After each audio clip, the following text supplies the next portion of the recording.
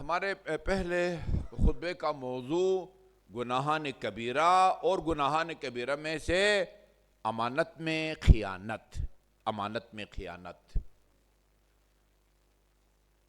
امانت داری کی جو ہے نا وہ اہمیت یا اس کی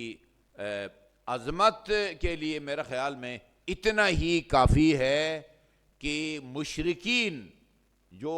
خدا بت پرست تھے، جو رسول خدا کو، جو مشرک تھے، انہوں نے کیا رسول خدا کی رسالت کو ماننا تھا۔ مشرکین کے نزدیک رسول خدا سب سے بڑے امین اور صادق کہلاتے تھے۔ مشرکین اپنی امانتیں رسول خدا کے پاس رکھتے تھے، یہ نہیں فرماتے تھے کہ نہیں میں تو تمہاری امانتوں کو اپنے پاس نہیں رکھوں گا، میں تو جو پکا مسلمان ہوگا اس کی امانت کو اپنے پاس رکھوں گا، نہیں، مشرکین کی امانت۔ اسی لیے کئی دنوں سے یہ روایت سنا رہا ہوں آپ کو، کافر بھی، انبیاء کی اولاد کا قاتل بھی اگر آپ کے پاس کوئی امانت رکھے تو یا تو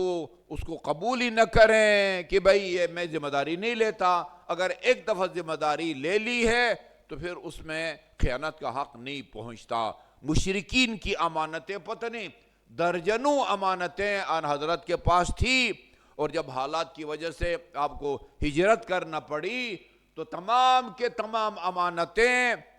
امیر المومنین کو سونپ دی اور کہا کہ جو ہے نا وہ ان امانت داروں کو جو ہے نا اپنی امانتیں آپ نے پہنچانی ہے۔ ابھی موقع نہیں ہے، یہ بھی امیر المومنین کے معجزات میں سے ہے کہ لوگ آ کے بعض لوگوں نے سوچا بڑا اچھا موقع ہے، جا کے کہیں گے کہ ہم نے اتنا روپیہ جو ہے رسول خدا کو پاس امانت رکھا تھا، ہمیں دو۔ بہت کوشش کی لوگوں نے کہ غلط بیانی کر کے امیر المومنین سے ضرورت سے زیادہ یا اپنے حق سے زیادہ یا نہیں رکھی اور امیر وصول کریں، لیکن کوئی کامیاب نہیں ہو سکا۔ امیر المومنین نے اپنے خدا داد علم کی روشنی میں ہر امانت دار کو اس کی امانت لوٹا دی، اور ایک پائی بھی کوئی اپنے حق سے زیادہ وصول نہیں کر سکا امیر المومنین علیہ السلام سے۔ اسی لیے وہ جب سلمان فارسی نے کہا تھا یا رسول اللہ ہر نبی کا کوئی وصی ہوتا ہے، آپ کا وصی کون ہے؟ میں جلدی سناتا ہوں، پہلے بھی سنا چکا ہوں۔ آپ کا وصی کون ہے؟ سلمان فارسی کہتے اس وقت رسول خدا نے کوئی جواب نہیں دیا۔ فَلَمَّا رَآنِي بَعْدُ، جب دوبارہ آن حضرت سے میری ملاقات ہوئی یا میں نے ان کی زیارت کی تو پھر آپ نے مجھ سے پوچھا تھا اچھا سلمان یہ بتاؤ کہ یہ حضرت موسیٰ نے کس کو اپنے بعد وصی بنایا تھا؟ وہ ہر نبی اپنا وصی بھی خدا کی حکم سے بناتا ہے، وصی بھی خدا مقرر کرتا ہے، ٹھیک ہے جی، لیکن نام کا اعلان وہ رسول کرتا ہے۔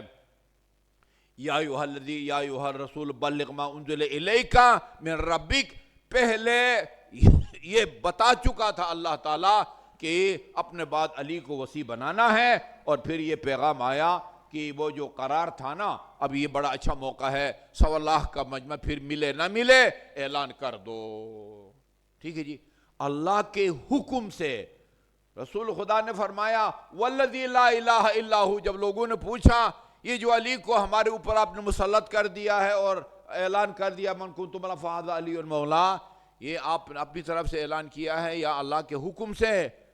عجیب سنگین الفاظ میں قسم کھائی رسول خدا نے، والذی لا الہ الا ہو، قسم اس خدا کی جس کے سوا کوئی معبود نہیں ہے، یہ اعلان میں نے اپنی طرف سے نہیں کیا ہے، اللہ کے حکم سے من کنت مولا فہذا علی المولا کا اعلان کیا ہے میں نے۔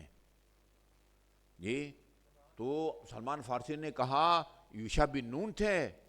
کیوں یوشع بن نون کو وصی بنایا حضرت موسیٰ کا؟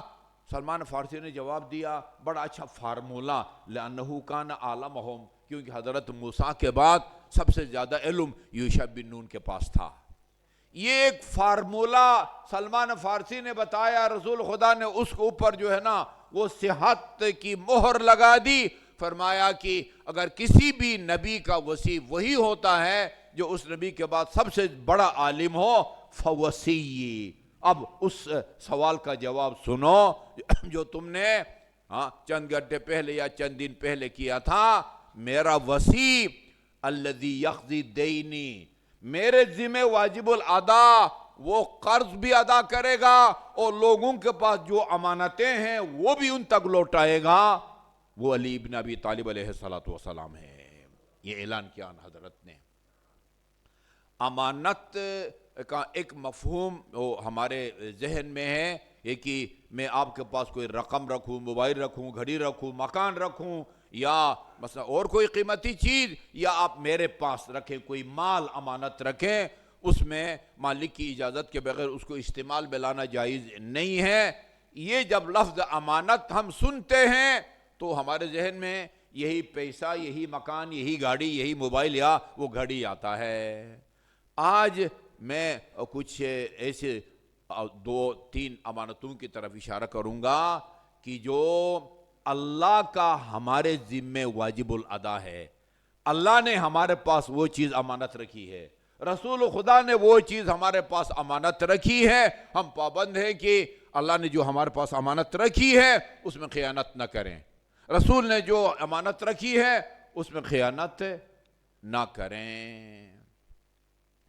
امیر المومنین کا فرمان ہے، میں جلدی سناتا ہوں چونکہ پہلے سنا چکا ہوں۔ فرمایا اللہ تعالیٰ نے فرشتوں کو عقل دی ہے، ان میں حیوانی خواہشات نہیں رکھی۔ حیوانات میں مخصوص خواہشات رکھی ہیں، کھانے پینے، لڑنے بھیڑنے کی، ان کو عقل نہیں دی ہے۔ وَخَلَقَ الْإِنسَانَ وَرَكَّبَ فِيهِمْ الْعَقْلَ وَالشَّهْوَةَ، انسان کو پیدا کر کے وہ عقل بھی دی جو فرشتوں کو دی ہے، اور وہ خواہشات بھی رکھ دی جو حیوانات میں، مال مویشی میں جو ہے نا وہ رکھی ہیں۔ اس کے بعد فرمایا جس کی عقل اس کے حیوانی خواہشات پر غلبہ حاصل کریں، جس کی عقل اس کے حیوانی خواہشات کو شکست دے، یہ بندہ فرشتوں سے افضل ہو جاتا ہے۔ اور جس کے حیوانی خواہشات عقل کو دبا دیں، عقل کو شکست دیں، وہ بندہ مال مویشی سے بھی بدتر ہو جاتا ہے۔ قرآن نے کہا ہے اولئک کالانعام بل ہم اضل سبیلا، یہ مال مویشی کی طرح ہے بلکہ مال مویشی سے بھی